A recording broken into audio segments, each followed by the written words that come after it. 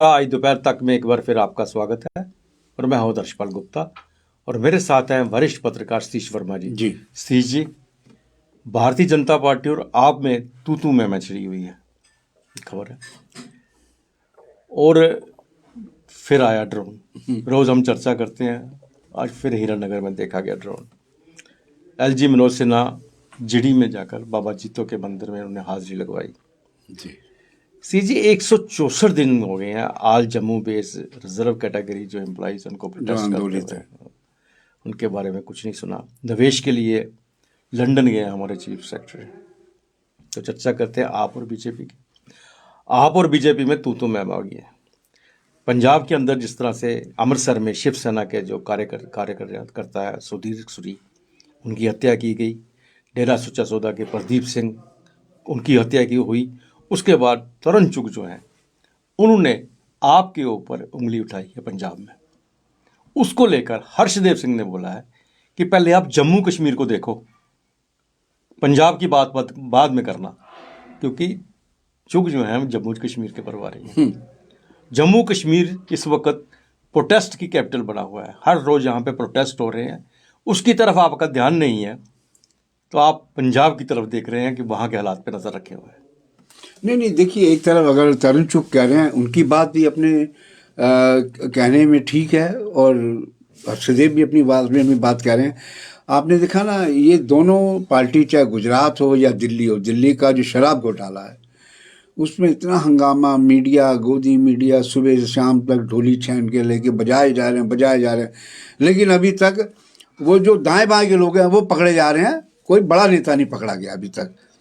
ये वहाँ एक अलग स्कफल चल रही है, इनमें झगड़ा चल रहा है, युद्ध चल रहा है। गुजरात में अलग युद्ध चल रहा है। और जम्मू कश्मीर की बात करें, चूँकि ये तो बात है, ये तो लगातार विश्लेषण हो रहा है कि जब से भगवंत मान के नेतृत्व वाली आम आदमी पार्टी की सरकार आई है, तब से पंजाब के हालात लगातार डिटोरेट हो रहे हैं। ये सबके सामने है। एक हॉकी प्लेयर का कत्ल हुआ, 2 ये कत्ल हुए, और भी कत्ल हुए। उसका देखो ना, वो जो थे पॉप सिंगर पंजाबी के सिद्धू मूसा, उनका किस तरह कत्ल किया गया। और सब में उसमें उंगलियां भगवंत मान और केजरीवाल पर इसलिए उठी थी, अरविंद केजरीवाल पर, कि जिन लोगों की सिक्योरिटी विड्रा करी गई उनके नाम मीडिया में खोल दिए इन्होंने, जबकि वो हिट लिस्ट पर गैंगवार में। तो मैं समझता हूँ, देखिए, आरोप जो तरुण चुग लगा रहे अपने स्तर पर वो ठीक लगा रहे। जो पंजाब के हालात हैं लगातार चिंताजनक होते आ रहे हैं, लेकिन तरुण चुग साहब को ये भी देखना होगा कि पंजाब जम्मू कश्मीर का प्रभारी हैं। भले आप अमृतसर के रहने वाले हैं, प्रभारी जम्मू कश्मीर के हैं। आपने जिस ओर कहा कि एक तो ये आंदोलन की राजधानी बन गया जम्मू पूरी तरह, कोई दिन नहीं जाता जिस दिन आंदोलन की आवाज़ नहीं उठती। और आंदोलन भी जेन्युइन मुद्दों को लेकर, रोजी रोटी को लेकर आंदोलन है, अपने हकों को लेकर है, नौकरी को लेकर है। आप इस ओर तो कुछ करते नहीं हैं। आप कहते हैं कि तेरा कॉलर मैला है, अपना कॉलर देख लो ना, साला किससे धोखा रहा हो, कॉलर तो आपका ही मैला है। तो हर्षदेव सिंह जी इतना प्रफुल्लित ना हो। आप ठीक कह रहे हैं कि जम्मू कश्मीर के हालात देखें, लेकिन आप पंजाब में भी ज़रा देख लीजिए। पंजाब में आपकी सरकार आने के बाद कितने हालात ख़राब हो रहे हैं। तो हम समझते हैं, वो कहावत है ना, कोट इन कोट, हमाम में सब नंगे हैं। तो मैं समझता हूँ कि नेताओं की आदत है एक दूसरे पर आरोप लगा के महिमा मंडित करने की। और देखा जाए तो पंजाब के जो हालात हैं और जम्मू कश्मीर के हालात हैं, कम से कम यहाँ इस तरह के हालात नहीं जो पंजाब में है कि कत्ल हो रहे हैं या हो रहे हैं। ठीक है, लोगों की मांग चल रही है, वो एक अलग विषय है, लेकिन इस तरह से कानून व्यवस्था छिन्न भिन्न नहीं है जिस तरह पंजाब में शूटर आते हैं। और कल जो हमारा ये लड़का जो हमारा डेरा का, उसमें जो गोल्डी बरार जो बैठा है कनाडा में, उसने उनके मैंने कत्ल कराया। और ये एक यहाँ ये नहीं है यहाँ विराम लगेगा, अभी पता नहीं ये कहाँ तक चलेगा। और गोल्डी बरार ने ही जिम्मेदार ली थी मूसा के कत्ल की। आप इससे सहज समझ आ जा सकता है कि, और ये दोनों जो हैं केजरीवाल और अपना भगवंत मान, वो अपना गुजरात में रैलियाँ निकाल रहे हैं। उनके चेहरे पे कोई चिंता के भाव नहीं, कोई दुख नहीं कि तुम्हारी प्रजा के अंदर ये क्या हो रहा है, तुम्हारी रियाया के अंदर क्या हो रहा है। कम से कम लॉ एंड ऑर्डर तो मेंटेन करिए। और इनके बल्कि चंडीगढ़ में जो इनका खुफिया विभाग था, वहाँ रॉकेट लॉन्चर से हमला किया गया था। शुरू में पुलिस ने कहा नहीं कुछ नहीं, जैसे यहाँ भी पुलिस कहती है नहीं कुछ नहीं। तो ये समझना होगा ये आने वाले दिन पंजाब के लिए जो जानकर, इन दोनों का कहना कि तरुण चुग चूंकि अमृतसर से पंजाब से वहाँ के हालात को देख रहे हैं, बिल्कुल जी, तो उन्होंने जो कहा है वो अपनी जगह ठीक है। बिल्कुल बिल्कुल। लेकिन हर्षदेव का जो कहना है वो अपनी जगह हाँ ठीक बिल्कुल, है। हमने इस शुरू में वक्त कहा बिल्कुल। जम्मू में जो है ना, कम से कम बहुत ही ये प्रॉब्लम हो रही है, हर डे प्रोटेस्ट हो रहे हैं। आप विक्रम चौक में चले जाओ, प्रेस क्लब के बाहर देख लो, और वही 5-7 जो है ऐसे ऑर्गेनाइजेशंस हैं जिनको मजबूर होकर सड़कों पे आ रहा है, और 5-6 ऑर्गेनाइजेशन का मसला हल करना कोई बड़ी बात नहीं है सरकार के लिए। देखिए, ये नेता दोनों इस तरह से पेश बातें कर रहे हैं, ये दोनों अपना एस्केप रूट देख रहे हैं, अपने बचाव का रास्ता है। मतलब अगर दाएं की बात करनी है, बाएं की शुरू कर दो ताकि लोग बाएं की ओर ध्यान दें। तरुण चुग भी उतने जिम्मेदार हैं, चूंकि सरकार के नुमाइंदे हैं, पार्टी के, जो सरकार सत्ता में दिल्ली में बैठी है, यहाँ भी उनके होम मिनिस्ट्री का शासन है। क्यों नहीं आप लोगों की ये समस्याओं का निदान ढूंढते? वहीं केजरीवाल पार्टी के हर्षदेव सिंह है, क्यों नहीं पंजाब का लॉ एंड ऑर्डर ठीक होता? क्यों लोग मारे जा रहे हैं बेकसूर? अगर उनका गुनाह है तो अदालतें फैसला करेंगी। तो मैं समझता हूँ ये दोनों ही बड़े स्मार्ट प्लेयर हैं, और ये कह रहे हैं कि दूसरे पे आरोप लगाओ, छिछेलेदारी करो, जो असली मुद्दे हैं वहाँ से लोगों का ध्यान हट जाए और असली मुद्दे कहीं गौण हो जाए। कल जिस तरह आपने देखा कि वो यहाँ पर जितने आंदोलनकारी हैं, किस तरह उनके साथ बिहेव किया जाता है। बिल्कुल बिल्कुल तो बिल्कुल। ये और आज उसके विरुद्ध में जो है भारतीय मजदूर संघ ने वो एक प्रेस कॉन्फ्रेंस की है, और उन्होंने उनके उसकी निंदा की है। उन्होंने कहा कि हम इनके साथ हैं। देखिए, आंगनवाड़ी वर्कर्स और मजदूर संघ जो है कि संघ का संगठन है, सबसे बड़ी बात यह है। हाँ, उन तक ने निंदा की है। तो ये तरुण चुग साहब जरा इधर भी अपनी नजरें इनायत करिए। बात करें तो जो all Jammu based reserve category employees हैं, उनको भी 164 दिन हो गया है बिल्कुल प्रोटेस्ट करते हुए। राहुल भट्ट के बाद जो जम्मू की एक महिला थी, टीचर, उसकी हत्या हुई थी, उसके बाद से निरंतर ये आंदोलित है। क्यों नहीं भाई इनके आप निदान करते? तरुण चुग साहब, आप कह रहे हैं कि पंजाब में ठीक है, पंजाब में जिम्मेदार है आप पार्टी, यहाँ भी तो आप अपनी जिम्मेदारी पीछे नहीं हट सकते। तो हम समझते हैं कि नेताओं का एक अंदाज है कि अपने गले जब कोई समस्या आती है, अपने पे सवाल खड़े होते हैं, तो ये दूसरे पे जोर जोर से आरोप लगाना शुरू कर देते हैं, ताकि जो मूल मुद्दे हैं उससे लोगों का ध्यान हट जाए। सतीश जी, ड्रोन फिर आ गया, बिल्कुल रुकने का नाम ही ले रहा। आज हीरानगर में ड्रोन को देखा गया वहाँ पे, और अभी तक सिक्योरिटी फोर्सेज जो है तलाशी भी हैं, तलाश कर रही हैं। ये कैसा सिलसिला है?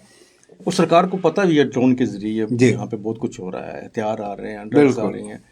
अभी तक कोई ऐसा सिस्टम नहीं बना कि वे ड्रोन को रडार में ला सकें, ड्रोन का पता लगा सकें। एक कुछ समझ नहीं आ रही। इतने हम बड़े प्लान बनाते हैं, चांद पे चले जाते हैं, मंगल ग्रह पे जा रहे हैं, सब कुछ जा रहे हैं, कि ड्रोन नहीं आ रहा इनकी आंखों के सामने। देखिए, आपने जो सवाल किया ना, इसमें देखिए पिछले दिनों जब भी कोई ऐसी खबर उड़ती है तो दावे किए जाते हैं हमने मैकेनिज्म तैयार कर लिया ड्रोन को डिटेक्ट करने का, पकड़ने का, गिराने का।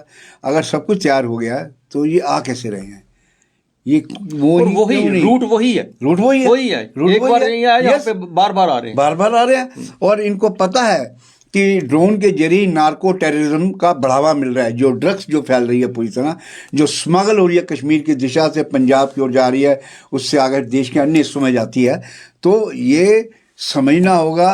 और चूँकि हालांकि पिछले दिनों बड़े क्लेम किए गए, जो हमारी भारत पाक सीमा के इलाके में हमने ड्रोन गिराए, जबकि उसमें हमने जब पता किया तो वहाँ पर लोकल जो गिराई, जो गांव के लोग हैं, डोगरी भाषा में गिराई, जो लोकल गांव के लोग कहते हैं हमने इनको बताया कि ये ड्रोन इधर गिरा, हथियार ये गिरे हैं। तो मैं समझता हूँ इसमें और चौकसी बरतने की जरूरत है, चूँकि आने वाले दिन बर्फबारी के दिन है।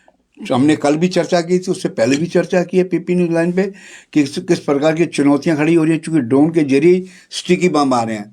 और स्टिकी बम एक नया हथियार मिला है, चूँकि कई साल पहले दिल्ली इजराइल दूतावास गाड़ियों पे लगाया गया था। ईरान पे शक हुआ था कि उनके मुजाहिदों ने वो फिक्स किया है। तो मैं समझता हूँ, और जो कटरा में हुआ वो भी NIA ने जाना कि ये स्टिकी बम है, तो स्टिकी बम भी इसके जरिए आ रहा है और एक्सप्लोजिव भी आ रहा है। तो अब जरूरी हो जाता है कि हमारी जो सुरक्षा एजेंसीज हैं उनको और एक्टिव होना पड़ेगा, और ऐसा कोई मैकेनिज्म तैयार करना पड़ेगा ड्रोन जैसे आए एकदम शॉर्ट करके गिरा दिया जाए। जब तक लगातार इनके 15-20 ड्रोन्स की हत्या नहीं की जाएगी कोट एंड कोट, तब पाकिस्तान साजिश से बाहर आने वाला नहीं है। सीसी जड़ी में बाबा जीतो के मंदिर में मेला लगा हुआ है जी। तो आज लेफ्टिनेंट गवर्नर मनोज सिन्हा भी बाबा जीतो के मंदिर में हाजिरी लगवाने गए हैं। एक काफ़ी रौनक है वहाँ पे। बाहर से बहुत से श्रद्धालु, यहाँ के तो हैं ही हैं, लेकिन ज़्यादा बाहर से आते हैं। बिल्कुल, बाहर से बहुत से श्रद्धालु आए हैं, और इस बार प्रशासन का भी इंतज़ाम बहुत अच्छा था। बिल्कुल, देखो बाबा जीतो की अगर आप उनकी लाइफ पढ़ेंगे, उन्होंने कितनी जद्दोजहद की किसानी के लिए, और किस तरह उनके साथ उनका अंत हुआ। तो ये एक मायने में हमारे सामने कृषि के देवता हैं। और केवल आपने ठीक कहा कि जम्मू नहीं, पंजाब से, हिमाचल से, हरियाणा से लाखों की तादाद में लोग आते हैं। और इस पहली बार तो कोरोना की वजह से मेले नहीं लग पाए थे, लेकिन यह है कि अच्छी बात है कि उपराज्यपाल बने हैं। और हमने देखा है कि ये उपराज्यपाल जो है ये हर जो भी इस तरह कार्यक्रम होता है उसमें एक्टिव दिखाई देते हैं। ये अच्छी बात है। उससे क्या होता है, उससे प्रशासन भी एक्टिव मोड पे होता है। तो बाबा जीतो, ये हमारे लिए फ़ख्र की बात है कि बाबा जीतो हमारे सूबे से थे, और लेकिन इनको मानने वाले दूसरे सूबे के भी लाखों श्रद्धालु हैं। बिल्कुल सही। सी जी, ये खबर ये भी आ रही है कि जो हमारे चीफ सेक्रेटरी अरुण कुमार जी वो लंदन गए हैं निवेश के लिए। वहाँ बिल्कुल कितना निवेश लाते हैं वो तो समझता बिल्कुल। है। आपको याद होगा कई महीने पहले उपराज्यपाल दुबई गए थे यूएई, और वहाँ जाके सऊदी अरब में बड़ी बड़ी कंपनियों ने इन्वेस्ट किया, अनुबंध भी हुए थे। अब हालांकि लोग ये भी कह रहे हैं कि जिस प्रकार के क्लेम किए गए, ज़मीन पर उस तरह की चीज़ दिखाई नहीं दे रही अब तक। हो सकता है कि कुछ चश्मे का नंबर का फ़र्क हो। तो इसलिए अब ये कि लंदन गए हैं chief secretary doctor Arun Kumar Mehta, वहाँ भी वो लोगों को निवेश के लिए जम्मू कश्मीर में उन लोगों को प्रोत्साहित कर रहे हैं। अब देखना होगा कि लंदन जो कि खुद आजकल थोड़ा मंदी और संधि का शिकार हो रहा है, वहाँ से कितने निवेशक आ पाते हैं। लेकिन ये है कि सरकार की तरफ से ये कोशिशें, ये प्रैक्टिस लगातार जारी रहती है। उपराज्यपाल के बाद अगर चीफ सेक्रेटरी गए हैं स्टेट के तो अच्छी बात है अगर निवेश हमारे सूबे में आता है। लेकिन जो ऑपोजिशन है, खासतौर से कश्मीर बेस्ड लीडरशिप, उनको इस बात की तकलीफ है कि प्राइवेट सेक्टर या प्राइवेट प्लेयर क्यों आ रहे हैं।